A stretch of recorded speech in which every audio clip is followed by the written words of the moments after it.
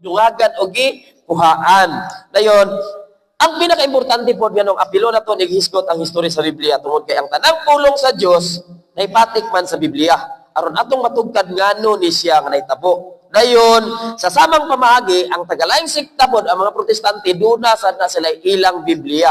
Dayon mao ni nga atong importante kayo nga atong masayran ang history sa Biblia aron ato bitawng matugkad kay moingon ra ba na sila nga kining mga Katoliko nagdugang sa libro, nagdugang og libro sa Biblia.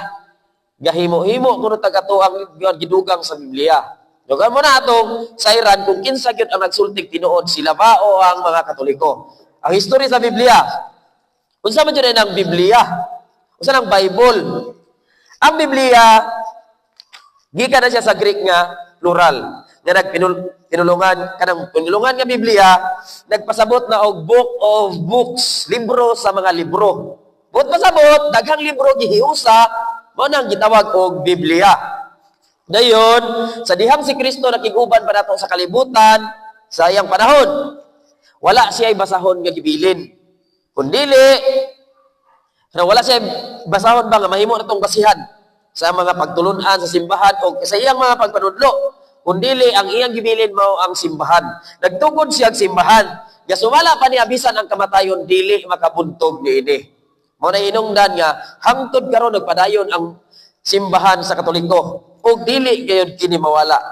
Tungod kay walay makabuntog niini bisan pa man ang kamatayon.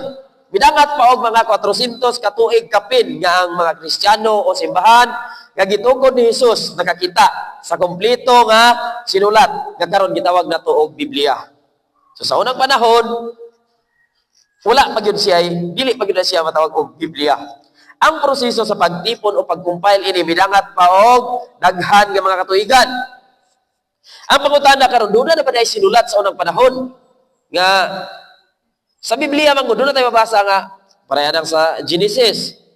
Ang istorya sa Genesis kabahin man na sa mga unang tao sa kalibutan sa panahon pa ni Adan og iba.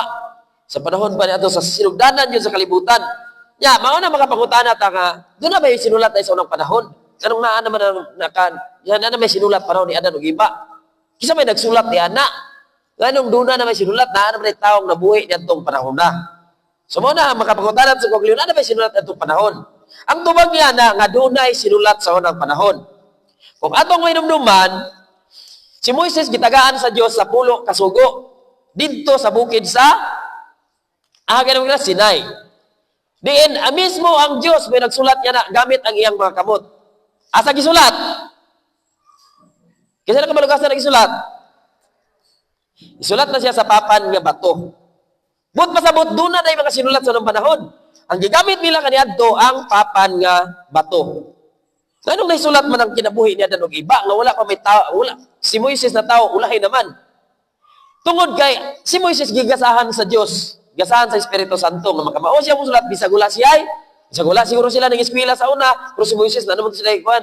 Pero sa unang panahon bisag wala nang eskwela mga tao gigasahan man sila sa Espiritu Santo aron makahimo niini. Mao na nga dunay na mga sinulat. Kaya sa unang panahon, ang Ginoo makikistorya pa sa mga propeta, sa mga tao nga iyang mga suod nga higala, sa iyang mga tao nga sinaligan. Muna hinungdan, nga doon na tayo mga sinulat nga natigom. Ug ang gigamit nitong panahon, mauning papan nga bato o mga tingga, pinikpi. Dayon, kung atong imaginon, kung mao gyapon atong gamiton karon, mabuang tagpinasan ana, sa mapananglit ni among gibuhat karon nga katigisim. Kung mao na gamito na itong mga sulatanan ang mga bato, na mabukto tagpinasaan ana. So tungod sa gasa sa Dios, sa Espiritu Santo, ang tao na himong malamon. Mao to nagawno na sila nga, ay mayo gamito na to ang panit sa kahoy o dahon sa kahoy. Mao to kanay mga panahon nga ang gigamit sa sulatanan, panit sa kahoy o dahon sa kahoy. So ilang nakita nga dali ra man malata, dali ra man dugta. So nangita sila pamaagi unsay buhaton. So ato nakahuna sila nga ang panit sa mga hayop mas maayo nga gamiton kay dugay man siya madaot. So gigamit nila sulatanan. Hangtod nga nag-upgrade og ayo, naka-bright naman kay mga tao, nakahimo na gyud sila og nakabugna na gyud sila og kaning papel. Nga may gigamit na tong sulatanan karon. So papel na ang ilang gigamit. Mao na hinungdan nga sa karon dili na ta maglisod. Pasan-pasan og bato. Dili na maglisod kulit. Kasayon na mga sulatan ng papel. Di na ta maglisod.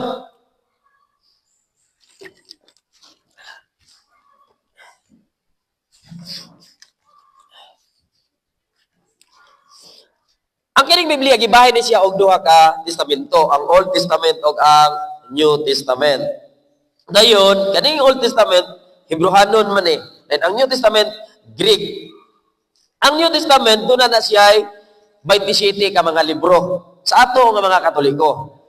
O ang Old Testament doon na siya ay 46 ka mga libro sa Katoliko nga Biblia.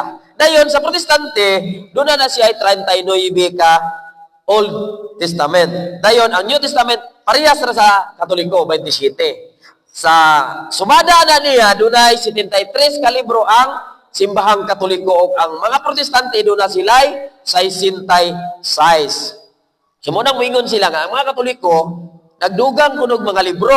Kaya nga to 73 ila 66 rabiya.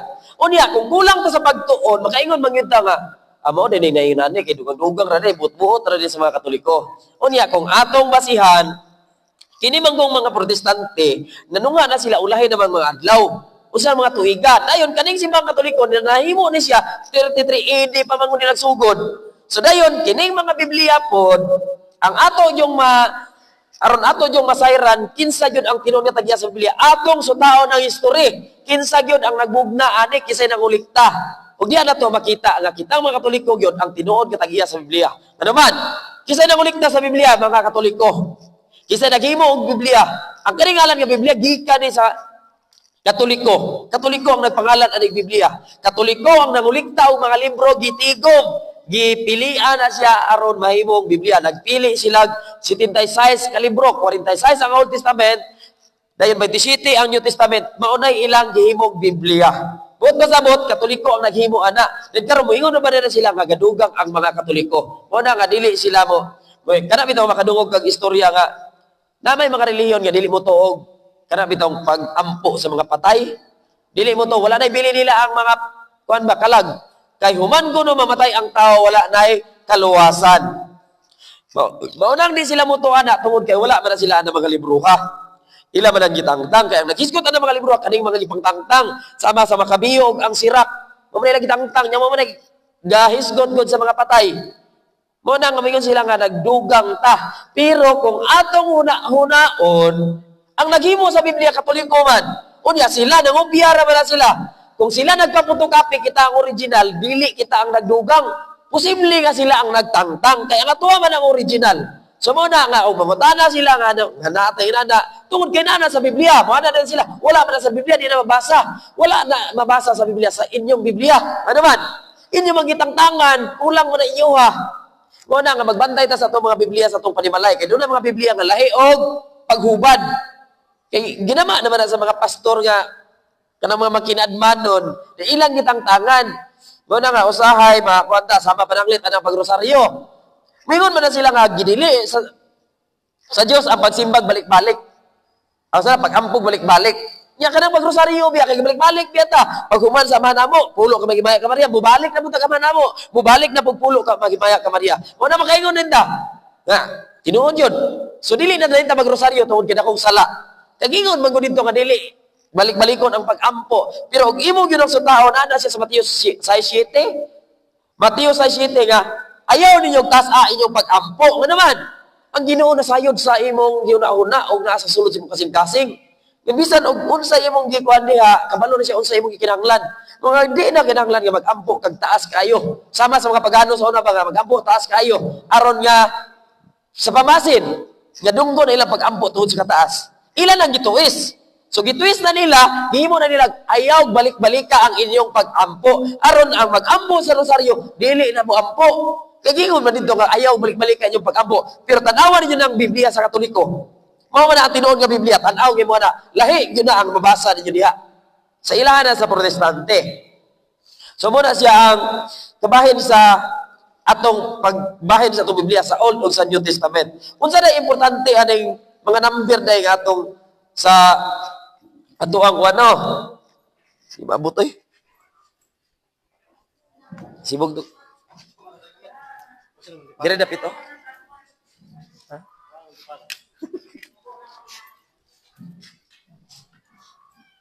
Ayaw, tabuli ang...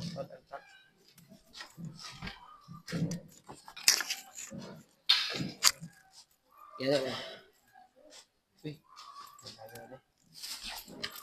Ano na? Ano na? Atong panahon ba ang mga kahulugan sa mga numero base sa pag-study sa mga maalamon?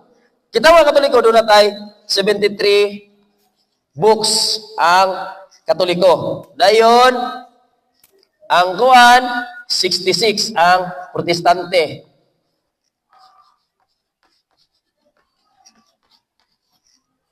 Kani sa Katoliko. Atong panahon